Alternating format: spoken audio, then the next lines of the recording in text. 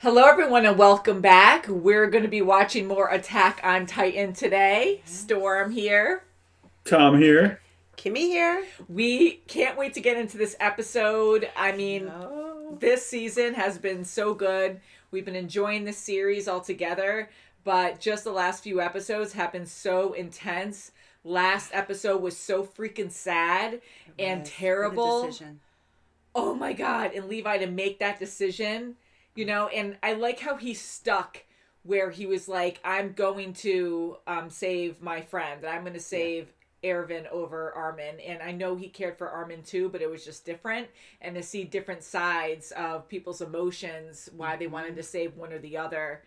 And But, you know, like Levi said at one point, it's like they're both equal. They're both the same. Mm-hmm. So I don't think that, you know, whoever he decided to revive was going to be a bad decision. Right? Yeah. And everyone had their passionate reasons, and they were petitioning it. Yeah, they were legit reasons too.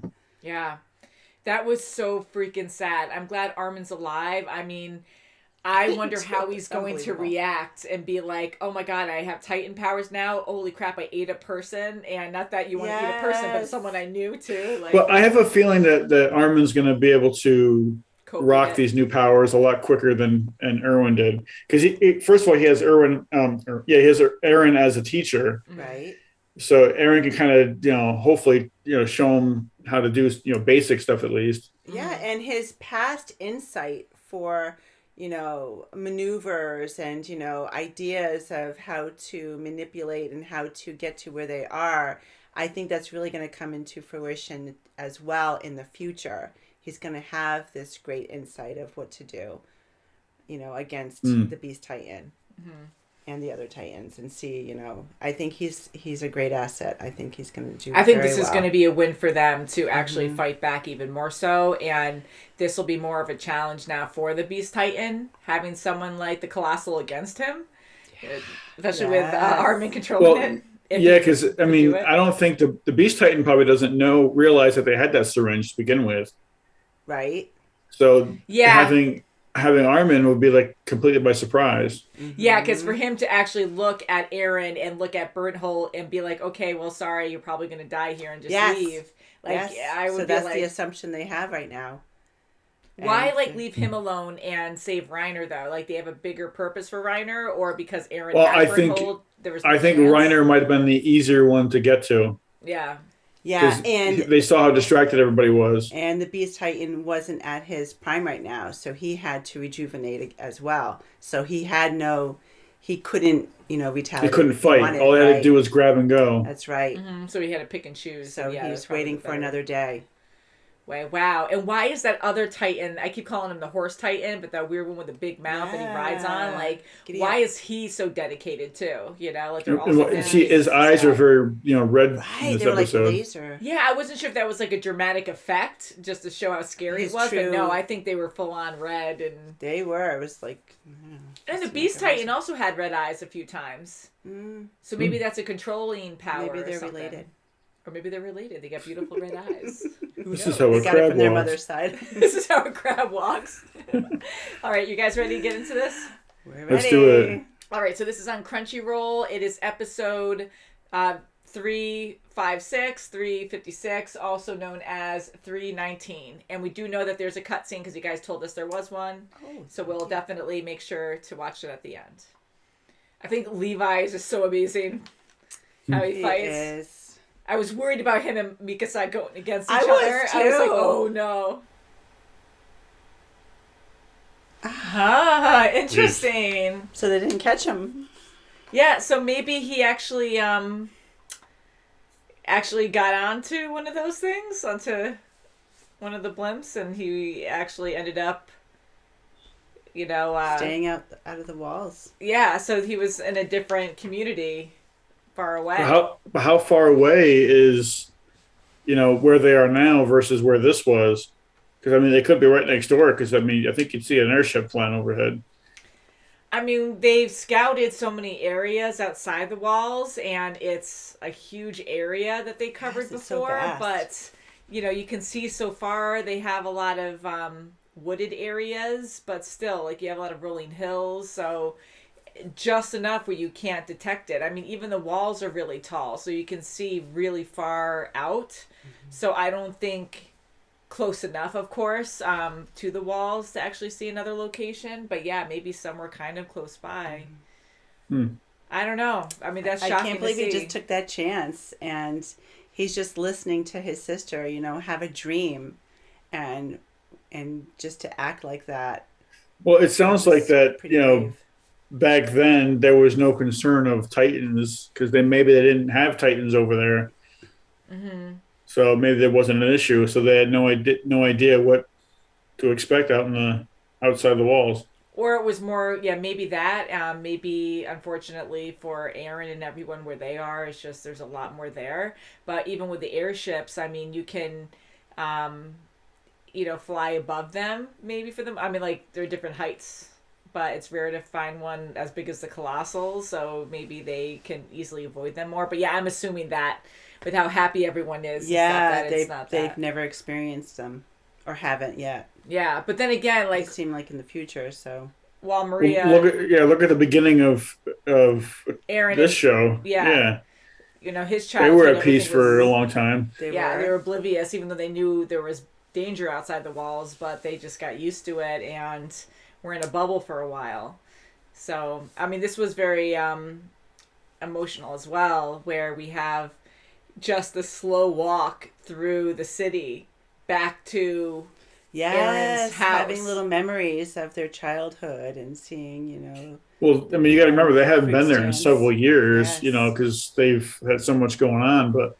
And it was a peaceful community, like all the vendors, all the people they used to go see, and then the neighbors and their friends, passing. Well, yeah, I mean, it's got to be exactly the same as when he left it that day. I mean, not much has changed, I'm sure. Yeah, it was good. I was really happy to see Aaron and Mikasa living through that together, and then going into the basement and opening that book at the same time. And they were doing it together again. Instead of Aaron being alone, Mikasa was letting him know that he wasn't alone in that. What do you think they're going to do with this information? You think they're going to go seek out this other community for help?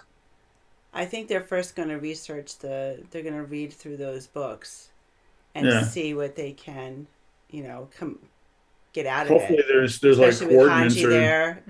Hanji is, she's a some kind of directions on how to get there or something. I mean, I'm hoping that too. That's what I was thinking. There might be some kind of map or something for them to go find it. So I think they that's might the have next thing. They seem to be more advanced, so they might have more technology that these guys don't have. Yeah. Yeah, that was interesting to see that the desk had a hidden drawer that had a hidden compartment inside of it. Yeah, and Mikasa found it so quickly because she dropped the cup and it reminded her of she had a memory of giving that to Grisha. Dad. So, I mean.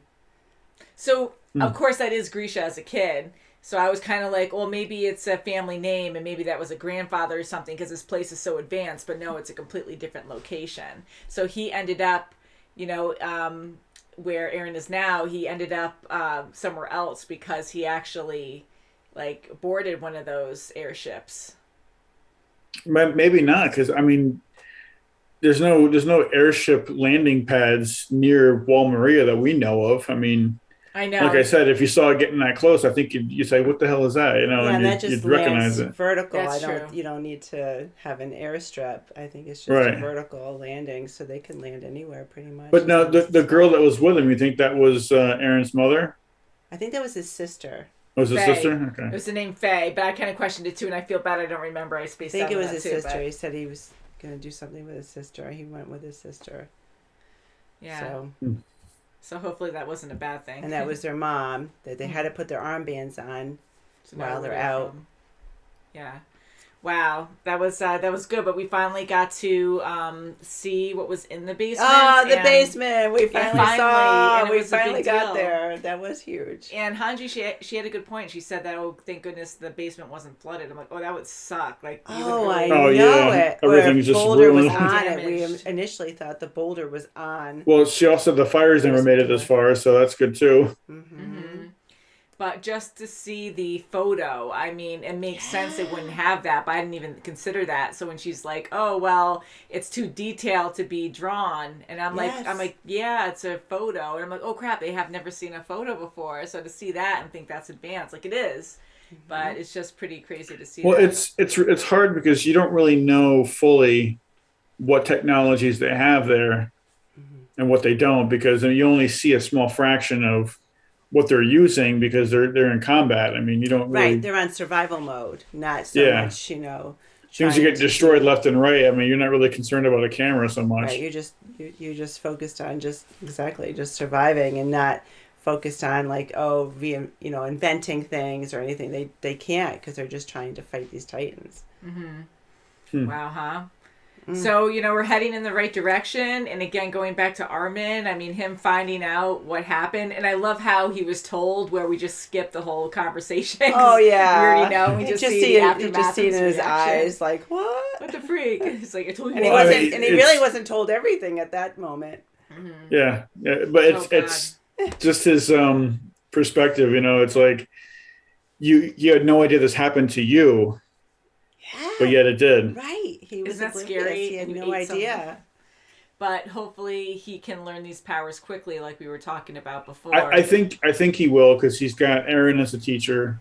Yes. And he's smart too. He's smarter than the average person. He's very smart, and his confidence is a little low, but they'll help him. They'll boost it up. He's definitely got. Hopefully better. They have training. Mm-hmm. Yeah, and he's very selfless, because he was even saying when he woke up, well, what about Ervin? Like, he was the better one to save. Yes, he even. I still think that that's a matter of opinion. Right. Yeah, I think based on experience, equal pretty much, and they both have their pros and cons. Right. He's the commander. Why would we? What are we going to do without him? And of course, I think Hanji would choose Irvin too, because she's been under his command for a long time, and she's only met Armin for a shorter amount of time. So I mean, based off experience, how he operated, how he thought. You can guarantee a result based on that information. Versus, I don't know. Yeah, he's proven himself good, but in comparison, he has Irvin's got a longer track record. Yeah. So. Mm-hmm. And Levi, I love how he just calls the kids brats. You brats, and you tell him the story. Finish the story. Isn't that crazy when we see him? How his eyes are almost heavy lidded, and he's just like very stoic and serious. It's very cold and calm. Yeah, just cold. And then he kicks down the door so dramatically because he's just that strong with one kick. And then he's just still calm the whole time. Yeah, I would have been so intense. You didn't need the key after all. You just went right through it. I was joking that time. Oh, man. So was I. I was like, watch the Key Network. Yeah. I was actually thinking for a moment, I was like, can you imagine if the Beast Titan guy, if he had a different key for some reason, because they both had problems with the dad. So, if he had the key to actually open that door, and they were supposed to do it together or something, and right, I don't know. I kind of was thinking, who else could have a separate key? Oh, if he was like a partner and is like a laboratory partner or something. Yeah, why? Because he had that door locked too, so why not give him both keys or something? But maybe he only had the one at the time. But it was planned ahead to give Aaron that key and inject him with that Titan fluid. So I thought, why would you have that door Titan locked? Fluid. But, easy enough to kick down, so that was good. And Hanji was there. She's like, oh, there's mint and there's charcoal or something like that. Oh, that prevents bugs from eating the book. So yeah, the mint's for the bugs and the charcoal's for the moisture. But no, that makes perfect sense to really keep it, preserved. Yep. So, good episode. Can't wait to watch the next one, guys. I'm glad we watched that cutscene. That was a good cutscene. Yes. So, you can watch our full reactions on our Patreon. The link's below if you're watching on YouTube or Vimeo. Thank you, guys. Please subscribe, and we'll see you very soon, as always. Bye, guys. Bye. Bye. Toodaloo.